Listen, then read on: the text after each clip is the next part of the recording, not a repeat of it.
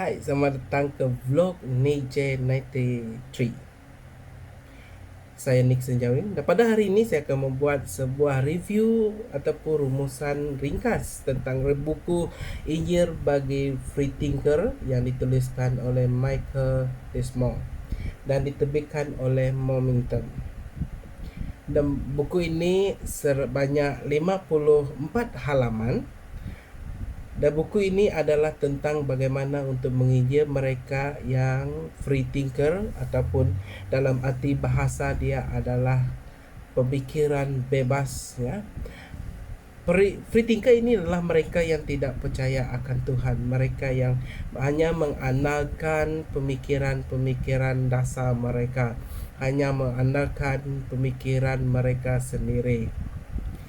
Dan akan harusnya pemodernan ini yang pesat, ramai orang yang telah menjadi free thinker, yang cenderung lagi memilih untuk menjadi free thinker dan mencari jawaban daripada dapat dibuktikan melalui physical scientific mereka sendiri.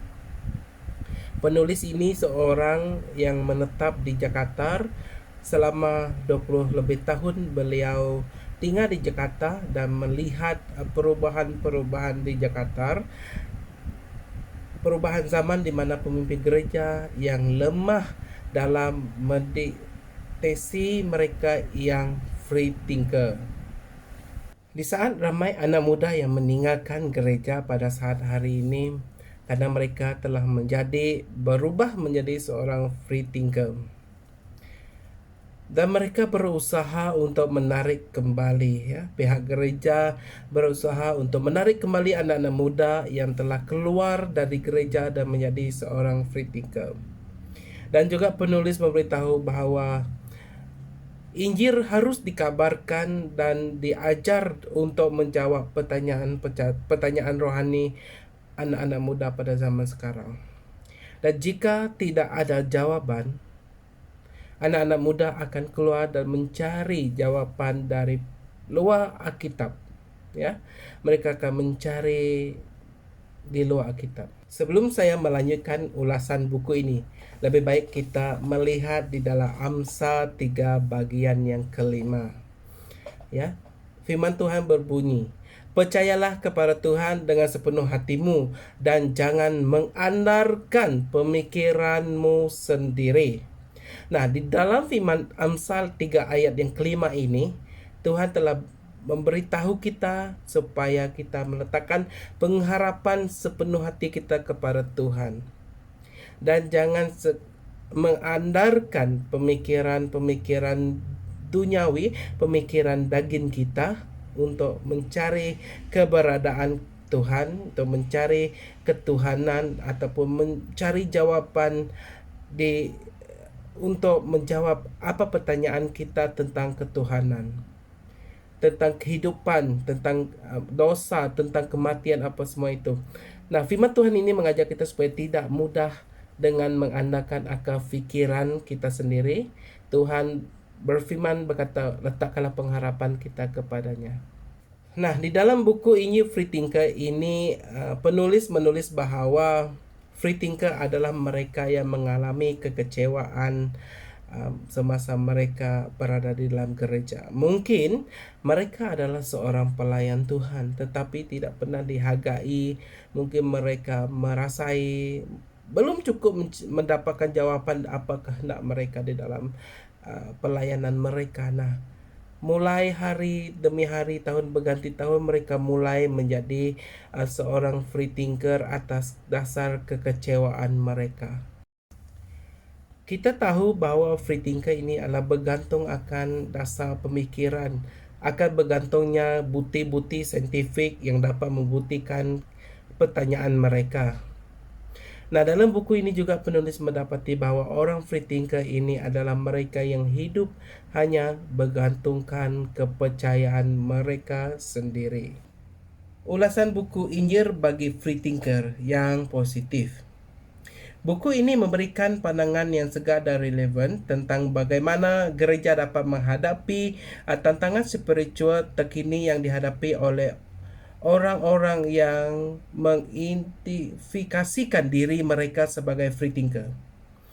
Penulis dengan bijak mengakui bahawa dunia telah berubah dan pandangan keagamaan seperti spiritualitas telah berubah seiring waktu. Dengan memahami konteks zaman ini, buku ini menawarkan strategi yang konkret yang kiat dapat membantu gereja untuk menyampaikan pesan Injil dengan cara yang relevan dan menarik bagi para free thinker. Salah satu aspek yang menonjol dari buku ini adalah kemampuan penulis untuk mengidentifikasikan pertanyaan rohani yang unik yang muncul di antara free thinker, serta menawarkan jawapan dari perspektif Injil. Penekanan pada pemberian Injil yang sesuai dengan kebutuhan dan kehidupan para free thinker menunjukkan pendekatan yang penuh kasih dan pengertian yang mereka mungkin merasa terasing oleh institusi keagamaan tradisional. Dengan gaya penulisan yang jelas dan berpengetahuan, buku ini memperlihatkan bahawa Injil memiliki daya tarikan universal yang dapat meresap dalam pemikiran hati seorang free thinker. Dengan demikian, buku ini bukan hanya membuka pintu bagi dialog antara gereja dan komunitas free thinker, tetapi juga memberikan inspirasi dan harapan bagi para pembaca yang ingin melihat transformasi spiritual di tengah-tengah dunia yang berubah. Bagi yang negatif Injil bagi free thinker, ulasan ini adalah dia terlalu idealis ataupun naif. Meski buku ini menyajikan idea-idea yang menarik dan relevan, beberapa pembaca mungkin merasa bahawa pendekatan yang terlalu idealis ini atau naif ini menghadapi kompleksitas dan keagamaan keyakinan yang dimiliki oleh para free thinker.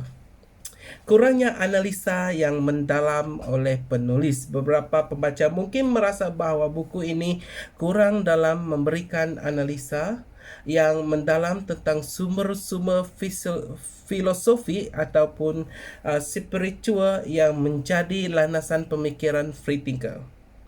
Kurangnya penekanan pada kompleksitas, sementara buku ini menawarkan strategi yang praktik untuk menghadapi tantangan dan penginjilan kepada free thinker. Beberapa pembaca mungkin menginginkan pendekatan yang lebih kritis di dalam terhadap akar-akar intelektual dalam pandangan-pandangan tersebut. Ketidaksesuaian dengan realitas hidup moden ini, beberapa pembaca mungkin merasa bahawa buku ini tidak sepenuhnya sesuai dengan realitas yang dihadapi oleh free thinker di lapangan, dan bahawa beberapa strategi yang dianjurkan mungkin tidak begitu efektif dalam konteks yang sesungguhnya.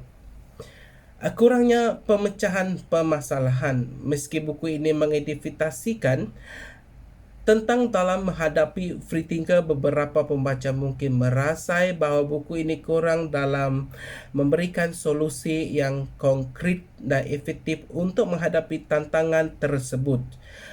Dengan demikian, sementara buku ini memberikan kontribusi berharga dalam upaya untuk membuka dialog antara gereja dan komunitas free thinker pada ruang untuk menggambarkan lebih lanjut dan refleksi lebih mendalam tentang kompleksitas dan dinamika dari fenomena spiritual moden. Perubahan pandangan manusia tentang Allah. Perubahan pandangan manusia tentang Allah sepanjang sejarah memang mencerminkan dinamika sosial, budaya dan politik yang di masyarakat. Dari pembacaan penulis ini terlihat bahawa setiap periode memiliki interpretasi yang unik tentang bagaimana manusia memandang dan hubungan dengan Allah. Pertama adalah Allah sebagai penguasa otoriter, iaitu di mana pasca Perang Dunia Kedua muncul pandangan bahawa Allah adalah penguasa yang otoriter. di syurga yang memberikan perintah kepada manusia. Disinilah rasa takut akan hukuman Allah dominan dan penginjilan dilakukan dengan menekankan konsekuensi hukuman atas pelanggaran terhadap hukuman rohani. Yang kedua adalah Allah seperti kakek. Pada tahun 1980-an muncul keinginan untuk bebas dari Allah yang terlihat sebagai sosok yang menghukum. Sebagai alternatif diciptakan gambaran Allah sebagai figur yang penyayang dan penuh keinginan mirip dengan gambaran seorang kakek yang lalu memberikan apa yang dimintakan oleh cucunya tanpa mempermasalahkan. Seterusnya, Allah seperti orang tua di kampung. Pada sekitar tahun 1995 muncul pandangan tentang Allah sebagai figur yang terlibat dalam kehidupan manusia tetapi tinggal jauh dan tidak terlibat secara langsung dalam keputusan kehidupan seharian-harian manusia. Dan manusia lebih merasai lebih bebas tetapi masih mengakui keberadaan Allah. Yang terakhir, Allah seperti orang tua yang tinggal seatap. Pandangan ini menampakkan Allah dalam jarak yang sangat dekat dengan manusia. Seringkali disamakan dengan figur orang tua yang tinggal serumah dengan anak-anaknya. Namun, kehadiran Allah yang terlalu dekat juga bisa menimbulkan konflik karena manusia merasa terbebani dan pengawasan dan kritik yang terus-menerus. Nah, setiap perubahan pandangan ini mencerminkan upaya manusia menghadapi tantangan akhir zaman. Dan kebutuhan psikologi serta sosial perkembangan dari ketakutan dan hukum hingga keinginan akan kebebasan kemandirian setiap periode menghadirkan dinamika unik dalam cara manusia memahami tentang berinteraksi dengan konsep ilahi. Semakin banyak yang menjadi free thinker. Pemahaman tentang perubahan pandangan manusia tentang Allah dan agama. Ini meningkatkan jumlah kehidupan yang meditasikan sebagai free thinker tidak terfilosofi dengan agama tertentu. Memang menjadi hal yang penting untuk dipahami oleh gereja dan pemuka agama dalam upaya menyampaikan ajaran agama kepada generasi muda saat ini. Free thinker seperti yang dijelaskan oleh penulis merupakan istilah yang mencakup ragam pemikiran, keyakinan. Bagi sebagian, free thinker adalah mereka yang memandang agama sebagai suatu yang tidak relevan dan tidak perlu dalam kehidupan moden. Sementara bagi yang lain pula, free thinker adalah mereka yang memiliki keyakinan rohani tetapi menolak aspek-aspek formal dari agama. Bagi banyak orang free thinker, konsep tentang Tuhan juga mengalami pergeseran. Mereka cenderung mencari konsep tentang Tuhan yang lebih abstrak lagi dan universal. Mencari konsep tentang Tuhan yang lebih abstrak dan universal seperti The Force dalam Star Wars. Konsep ini memberikan mereka merasa spiritualitas tanpa terikat pada aturan-aturan agama yang formal. Mereka ingin ada Tuhan atau kekuatan ilahi, tetapi tidak ingin Tuhan tersebut bersifat personal atau melakukan aturan-aturan yang kaku. Dalam konteks ini, gereja dan pemuka agama perlu menyesuaikan pendekatan mereka dalam menyampaikan ajaran agama kepada generasi muda yang semakin cenderung menjadi free thinker. Dalam konteks ini, gereja dan pemuka agama perlu menyesuaikan pendekatan mereka dalam menyampaikan ajaran agama Kepada generasi muda yang semakin cenderung menjadi free thinker, ini bisa melibatkan penggunaan bahasa dan konsep yang lebih eksklusif. Penekanan pada aspek spiritualitas dan nilai-nilai universal, serta penekanan pada kebebasan individu dalam mencari dan mengekspresikan kepercayaan mereka. Mengerti pemikiran dan keyakinan generasi muda saat ini adalah langkah yang awal yang penting dalam mengembangkan pendekatan yang relevan dan efektif dalam penginjilan dan pembinaan rohani. Dengan demikian, gereja bisa tetap menjadi tempat yang menjadi relevan dan bermakna bagi semua individu, termasuk memiliki pandangan dan keyakinan yang beragam. Pahaman tentang Allah dan hubungan antara manusia. Pemahaman tentang Allah dan hubungan antara manusia dengannya memang memiliki perbedaan dan signifikan antara pandangan dianut oleh free thinker dan ajaran free thinker. Free thinker konsep tentang Tuhan atau kuasa ilahi bersifat universal dan terintegrasi dalam semua aspek alam semesta. Mereka melihat Tuhan sebagai kekuatan yang ada di dalam segala sesuatu, tanpa perbedaan antara pencipta dan ciptaan. Ini memberikan mereka harapan bahwa manusia bisa bersatu kerana dalam pandangan mereka semua menjadi satu dan kuasa ilahi yang meliputi semuanya. Namun, dalam ajaran Alkitab, Allah dinyatakan sebagai kekal dan pencipta segala sesuatu termasuk manusia dan alam semesta. Allah adalah entitas yang terpisah dan berbeda dari ciptaannya. Alkitab juga menegaskan bahawa status rohani manusia dibedakan menjadi orang berdosa dan orang yang dibenarkan oleh kasih karunia Allah melalui kasih Kristus Yesus. Ini menggariskan bahawa pentingnya penebusan Kristus dalam mengubah status rohani manusia. Perbedaan mendasar dalam pandangan ini mempengaruhi cara kita memandang kebenaran.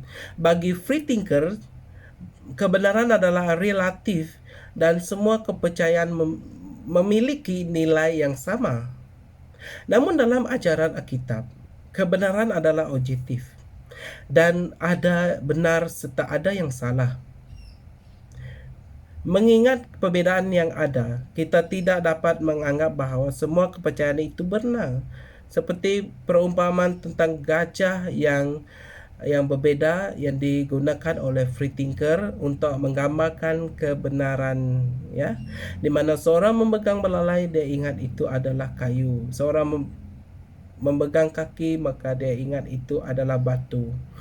Nah, oleh kerana itu, sementara free thinker mereka percaya bahawa menyatukan semua kepercayaan akan membawa persatuan. Alkitab menunjukkan bahawa kesatuan sejati hanya dapat ditemukan dalam kebenaran yang objektif, yang dinyatakan oleh Allah melalui firman-Nya. Fahaman tentang kepercayaan free thinker.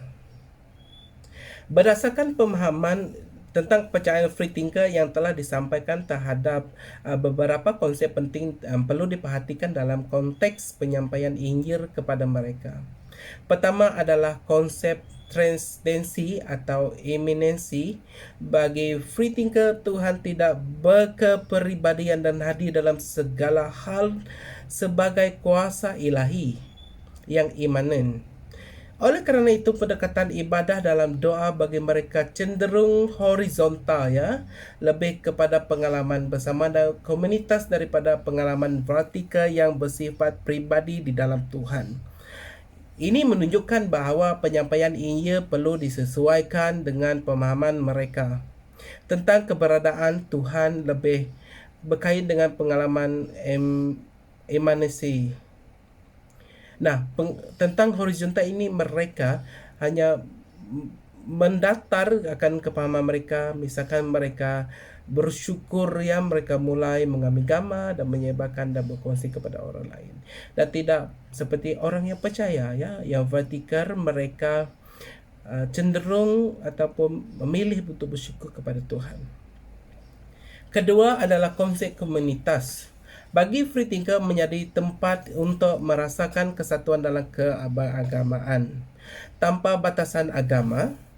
Ini menunjukkan bahawa pendekatan penginjilan perlu mempertimbangkan betapa pentingnya komunitas dalam kehidupan spiritual mereka dan bagaimana dan Injil dapat diintegrasikan dalam konteks komunitas mereka. Dalam keseluruhan pendekatan penginjilan kepada free thinker penting untuk menghormati dan memahami kepercayaan serta nilai-nilai yang mereka anut, sambil tetap memberikan kesempatan untuk memperkenalkan Injil secara relevan dan bermakna bagi mereka. Penyampaian Injil perlu disesuaikan dengan konteks kehidupan dan kepahaman spiritualitas free thinker agar dapat menerima dan pahaman baik oleh mereka. Penulis juga memberikan strategi untuk menginjil para free thinker. Strategi penginjilan yang penulis bagikan iaitu penekanan pada 3 prinsip dasar yang sangat relevan dalam mencapai memahami free thinker.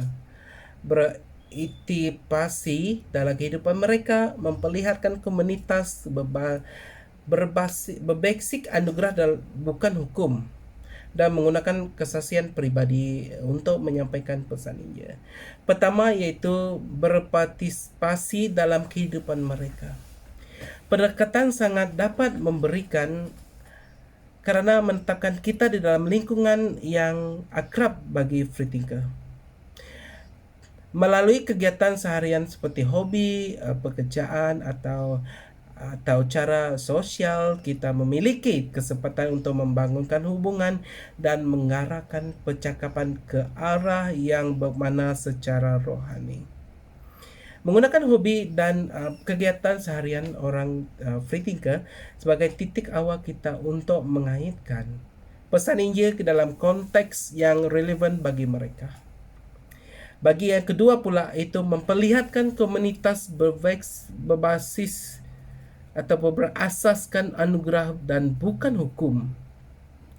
Ini penting bagi mengatasi perspektif negatif free thinker terhadap agama sebagai membawa hukum dan penilaian. Dengan memperlihatkan sikap anugerah, kesabaran dan kasih, kita bisa membangun hubungan yang akrab di antara free thinker dan orang yang percaya, untuk menciptakan kesempatan bagi mereka untuk mengalami kebenaran Injil dan melalui hubungan yang autentik dan kasih yang praktik. Yang ketiga adalah kesaksian pribadi. Menggunakan pengalaman pribadi dalam menjalankan dengan Kristen adalah strategi yang sangat efektif, ya, kerana menceritakan kisah nyata tentang bagaimana iman kita terdampak pada kehidupan sehari-hari. Ini memperlihatkan kepada free thinker bahawa iman Kristen adalah hubungan yang hidup dan relevan, bukan sekadar aturan dan dogma, ya.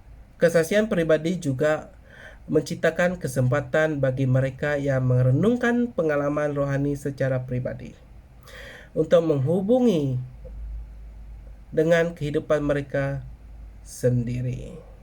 Pendekatan terhadap pertanyaan rohani free thinker. Pendekatan terhadap pertanyaan rohani free thinker ini berfokus kepada rasa penyesalan adalah sangat relevan dan penting. Memahami perubahan dalam pandangan dan nilai-nilai generasi muda, serta menyesuaikan strategi penginjilan untuk merespon pertanyaan pada kebutuhan mereka adalah langkah dan bijaksana yang efektif. Memang benar zaman yang telah berubah, ya, dan pandangan tentang dosa, malu dan penyesalan telah mengalami evolusi. Generasi muda saat ini mungkin tidak lagi memiliki rasa takut akan hukuman ilahi atau perasaan malu terhadap dosa.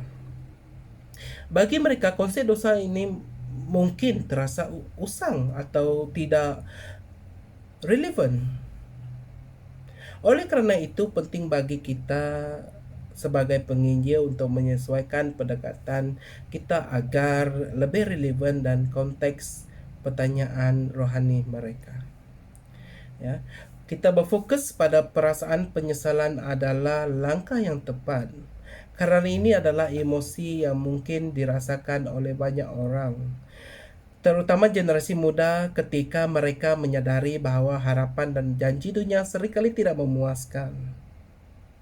Menawar pesan Injil sebagai jawaban ada atas rasa penyesalan dan kekecewaan dalam kehidupan dapat memberikan kesempatan yang signifikan untuk menyampaikan kebenaran tentang kasih dan penyelamatan Allah. Penulis setuju bahawa penginjilan dan terus berkembang dan menyesuaikan diri dengan perubahan dalam pemikiran dan nilai-nilai masyarakat. Dengan fokus pada pertanyaan rohani dan kebutuhan arsitektur orang-orang di sekitar kita, kita dapat menjadi lebih efektif dalam penyebaran pesan Injil dan memperlihatkan kasih Kristus kepada dunia. Terima kasih telah sebagai wawasan bahagia ini. Penulis setuju bahawa penginjilan harus terus berkembang dan menyesuaikan diri dengan perubahan dalam pemikiran dan nilai-nilai masyarakat. Dengan fokus pada pertanyaan rohani dan kebutuhan atur orang-orang yang di sekitar kita, kita dapat menjadi lebih efektif dan menyebarkan pesan Injil memperlihatkan kasih Kristus kepada dunia. Okay, memperhatikan perbezaan dalam cara Paulus ya menyajikan Injil kepada audiens yang berbeza adalah penting dalam memahami strategi penginjilan yang efektif. Kemasan dan disesuaikan dengan latar belakang dan pertanyaan rohani, pembicara dapat membuat pesan Injil menjadi lebih relevan dapat diterima. Dalam contoh, penulis memberikan penggunaan Paulus menggunakan pendekatan yang berbeza bergantung pada audiensnya. Ketika berbicara kepada orang Yahudi di kota Antioquia dan Pisidia, Paulus mulai dengan mengutip firman Tuhan dan menghubungkan janji-janji Allah kepada nenek moyang mereka dengan Yesus Kristus. Namun ketika berada di antara orang Yunani di Athena, Paulus mulai dengan referensi kepada penciptaan dan wahyu umum. Karena orang-orang Yunani tidak memiliki pengetahuan tentang Alkitab. Penting untuk mengenali konteks dan latar belakang audiens kita untuk menyampaikan pesanan Injil. Ya, menggunakan bahasa dan analogi dikenali bagi mereka dapat membuat pesan kita lebih mudah dipahami dan diterima, juga menunjukkan kebijaksanaan dan kepekaan dalam menghadapi kebutuhan rohani individu yang berbeza. Dengan demikian, penting bagi kita sebagai penginjil untuk belajar berempati dengan audiens kita agar kita mendapat menyampaikan pesan Injil secara efektif kepada semua orang tanpa mengubah esensi atau kebenaran firman Tuhan. Penginjilan kepada free thinker memang memerlukan pendekatan yang berbeza. Penginjilan kepada free thinker memang memerlukan pendekatan berbeza daripada penginjilan kepada orang dengan latar belakang yang agamawi. Menggunakan pendekatan yang menghormati pengalaman dan keyakinan mereka adalah langkah awal yang baik dalam membuka dialog rohani. Ya, memulai percakapan dengan meminta mereka menceritakan pengalaman rohani mereka adalah langkah yang bijaksana. Ini menunjukkan bahawa Anda dan saya menghargai perspektif dan pengalaman mereka. Bahkan jika tidak selalu sejalan dengan pandangan Kristen. dengan mendengarkan dengan empati dan membangunkan fondasi yang pertukaran dan pemikiran saling menghormati. Menyampaikan pengalaman rohani kita sendiri dengan jujur dan terbuka dapat menjadi titik awal yang baik untuk menarik minat mereka. Menunjukkan bagaimana iman untuk menjadi bahwa kita kepada kehidupan yang lebih bermakna dan bergelimpahan dapat menarik perhatian mereka dan membuka pintu untuk berbicara lebih lanjut tentang ajaran Kristen. Pertanyaan yang kita selalu anjurkan tentang arti kehidupan yang di berkelimpahan bagi mereka adalah cara yang baik dan mengarahkan percakapan menunjukkan pertimbangan tentang kebutuhan rohani yang lebih dalam. Ini membantu mereka merenungkan apakah keyakinan dan perspektif mereka saat ini benar-benar memuaskan kebutuhan batin mereka. Melalui pendekatan yang penuh kasih dan penghormatan ini dapat membantu free thinker ya untuk merenungkan pertanyaan-pertanyaan rohani yang mungkin belum pernah mereka pertimbangkan sebelum ini. Ya, ini adalah langkah yang penting di dalam memberikan kesempatan bagi mereka untuk menemukan kebenaran yang dapat menghubungi hidup mereka. Akhir sekali, sebagai kesimpulan, pendekatan yang di dalam naskah penginjilan ini sangat relevan dan penting dalam konteks penyampaian pesan Injil kepada free thinker. Penulisan menekankan penting memahami konteks dan pengalaman rohani mereka, serta menggunakan kesaksian pribadi dan pertanyaan yang relevan untuk membuka dialog rohani. Dalam memperkenalkan buku Injil bagi free thinker, penulis memberikan latar belakang yang jelas tentang motivasi penulis. Tujuan buku tersebut penulis menggambarkan dengan baik tentang yang dihadapi gereja pada menghadap perubahan zaman dan cara penginjilan yang harus disesuaikan dengan kebutuhan dan pertanyaan rohani free thinker. Ulasan positif dan negatif tentang buku tersebut memberikan pandangan yang seimbang, menunjukkan bahwa penulis memahami kompleksitas dan menyampaikan pesan Injil kepada audiens yang beragam. Anda juga memberikan perhatian yang baik terhadap perubahan pandangan manusia tentang Allah sepanjang sejarah.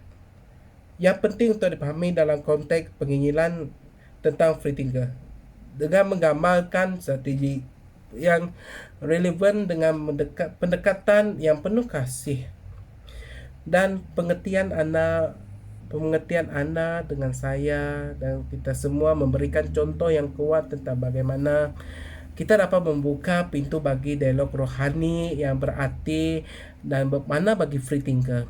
Dengan kesimpulan tadi, berakhirlah pengulasan buku tentang free thinker yang dituliskan Michael Desmond dan penerbitnya adalah Momentum.